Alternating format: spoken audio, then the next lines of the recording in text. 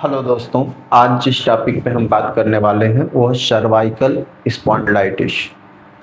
देखिए, इसमें सबको पता है कि सर्वाइकल की समस्या डॉक्टर बोल देता है। इसमें ज़्यादातर मामलों में ये देखा जाता है कि पीछे गर्दन में दर्द होता है। ये दर्द हाथ के आपके कंधे तक, कभी कभी पूरे हाथों में मूव कर जाता है, जिससे लोग बहुत परेशान होते हैं।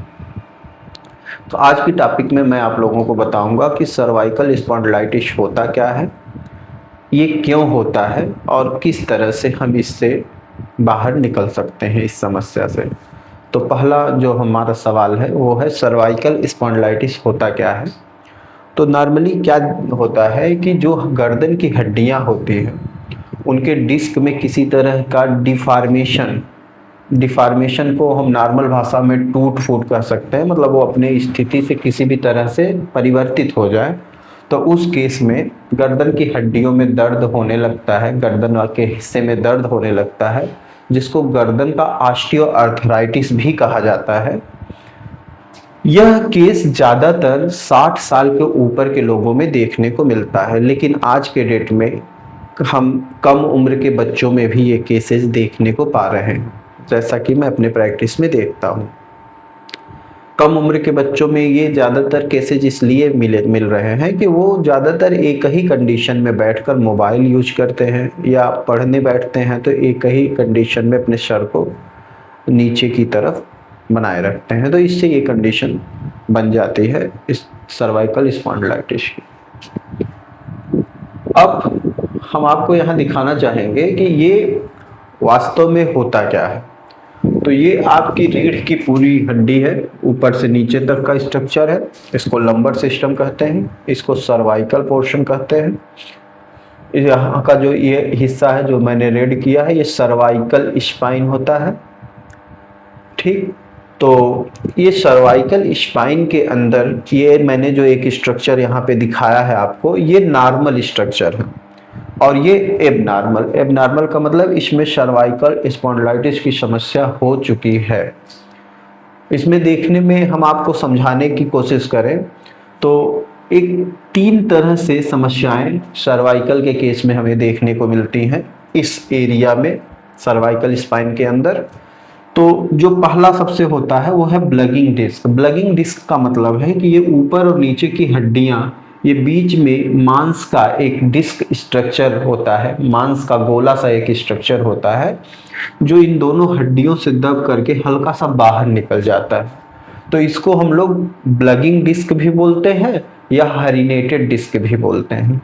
एक पहली समस्या। दूसरी समस्या कि किसी भी कारण से ये हड्डियों का स्ट्रक्चर बदल जाना, मतलब कि जो डिस्क यहाँ बाहर निकला था वो डिस्क ना बाहर निकल करके हड्डियां ही बाहर निकल जाए, तो इनको जो है बोन स्पर्श बोलते हैं।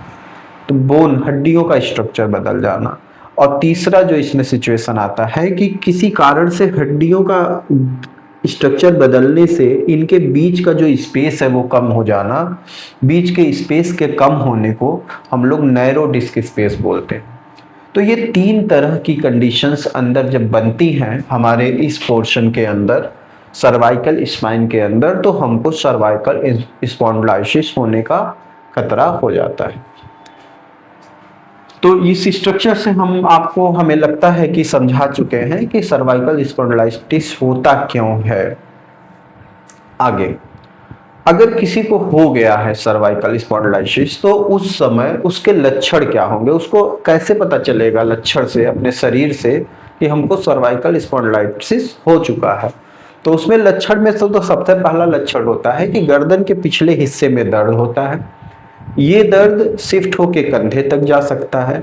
इस दर्द की शिफ्टिंग हाथों तक जा सकती है, हाथों में शून्यता आ सकती है।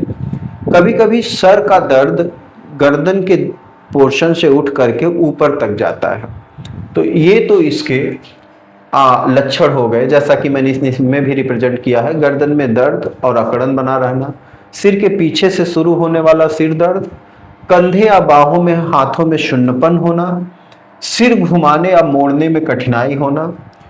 कुछ रेयर केसेस का मतलब कि जब ये केसेज काफ़ी ज़्यादा बढ़ जाते हैं, ऐसे कंडीशन में कभी कभी आदमी अपना जो सोचना है या कह सकते हैं कि उसको चक्कर आने लगता है और वो अपना संतुलन भी खो बैठता है। लेकिन ये कंडीशन काफ़ी रेयर केसेज में मिलता है जब सर्वाइकल स्पॉन्डिलाइसिस काफ़ी ज़्यादा बढ़ चुका होता है। तो ये तो हो गए लक्षण। आगे बढ़ते हैं। तो अगला जो हमारा टर्म है वो है कि ये क्यों हुआ, इसके कारण क्या है, क्यों सर्वाइकल स्पॉन्डिलाइटिस होता है। जैसा कि मैं आपको पहले ही बता चुका हूँ कि एक पर्टिकुलर पोजीशन में अपने सर को बनाए रखना, ज़्यादा वजन उठाना, ये इसके मेन कारण होते हैं। और दूसरी जो मैंने अपने एक्सप्लेनेशन में बताया कि सर्वाइकल स्पॉन्डिलाइटिस ज़्यादा उम्र वाले लोगों को होती है। तो मतलब एक फैक्टर इसमें ये भी हम कह सकते हैं कि उम्र बढ़ने के साथ ये समस्या आती है।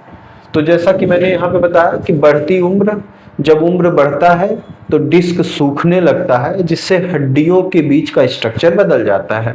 मैंने बताया कि जब हड्डियां नजदीक जाएंगी तो बीच का डिस्क ब्लग होगा, जिससे डिस्क बाहर की तरफ निकल जाता है।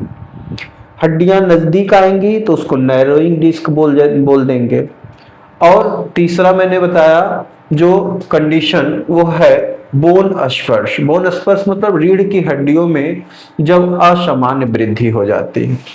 हाइड्रेटेड डिस्क मैं बता चुका हूं, जब डिस्क निकल करके बाहर चला जाता है और नसों पर दबाव बनाने लगता है। जो जैसा कि मैंने बताया कि लंबे समय तक अगर हम गर्दन को झुका के काम करते हैं या ज्यादा वजन उठाते हैं तो ये एक विशेष कारण इसका बनता है। और लास्ट कारण होता है कि गर्दन पे किसी भी तरीके से पुराना चोट हो।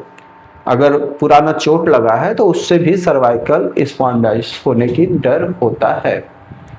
अगला जो टर्म हम यहाँ पे यूज कर रहे हैं वो सबसे इम्पॉर्टेंट है कि सर ये तो समझ में आ गया कि सर्वाइकल हमको हो चुका है, ये हमारी समस्या बन चुकी है, अब इससे हम निकलें कैसे, इस समस्या से बाहर कैसे निकला जाए। तो इसमें हम 3 दवाइयों का यहाँ पे जिक्र किए हैं।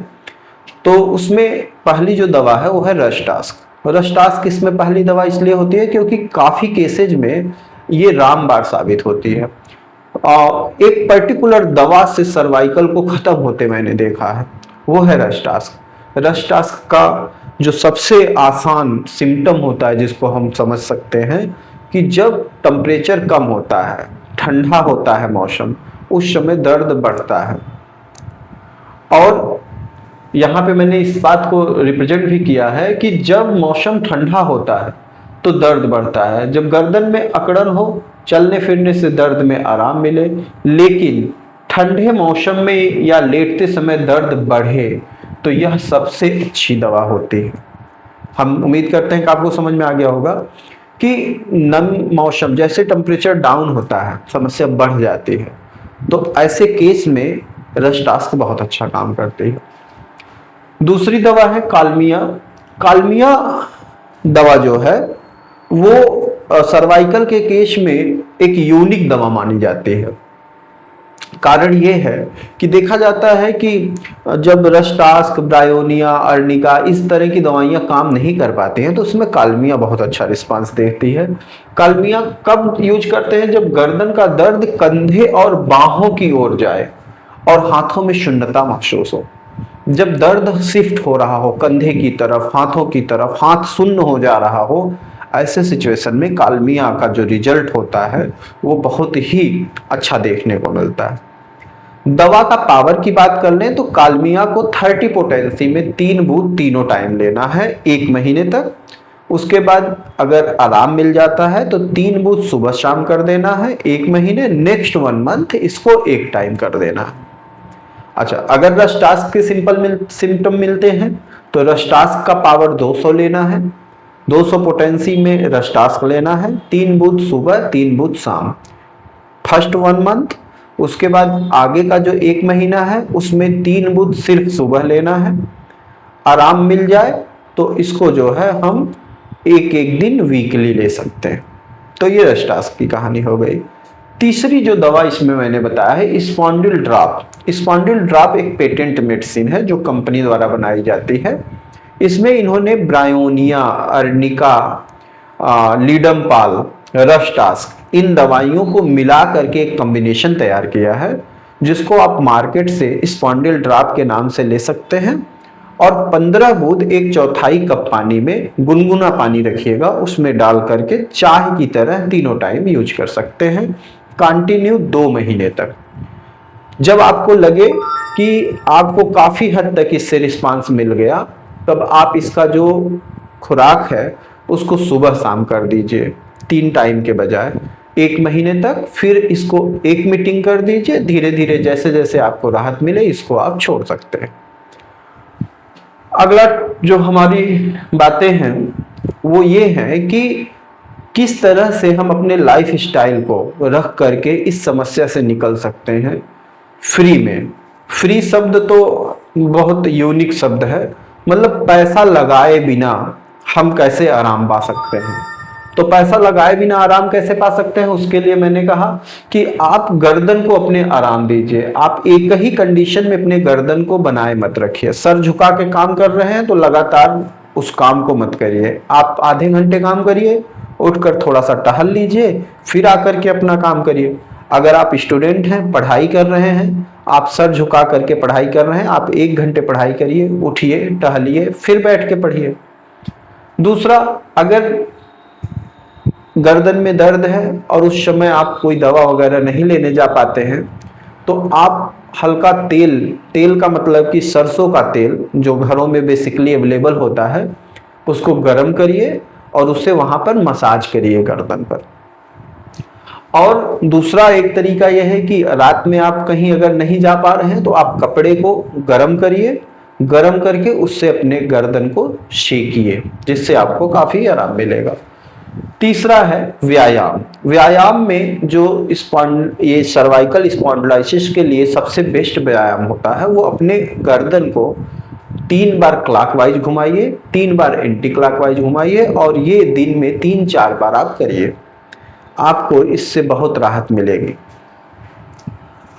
लास्ट हम आपको बता दें कि कोई भी दवा जब भी हम आप लोगों के साथ शेयर करते हैं तो हम उम्मीद करते हैं कि इससे आपको जरूर फायदा मिलेगा, लेकिन कभी भी कोई दवा आप यूज करिए उससे पहले एक बार जरूर किसी अच्छे डॉक्टर से सलाह लेना जरूरी है। दवाई साइड इफेक्ट तो इसके नहीं होते हैं, फिर भी अगर आप किसी अच्छे चिकित्सक से एक बार सलाह ले लेंगे तो आपके लिए बेटर होगा। अगर आप किसी तरह का सलाह हमसे लेना चाह रहे हैं तो आप हमारी टीम से बात कर सकते हैं। उत्तर प्रदेश में जौनपुर जिले में पूर्वांचल यूनिवर्सिटी के पास हमारी संस्था है आशीर्वाद होम्योपैथिक क्लिनिक। मोबाइल नंबर नीचे दिया गया है 9936006761। इस नंबर से हमारे टीम से आप बात कर सकते हैं, जो भी आप पूछना चाहें आप पूछ सकते हैं। हम उम्मीद करते हैं कि इस वीडियो से आपको जरूर फायदा मिलेगा। Thank you very much.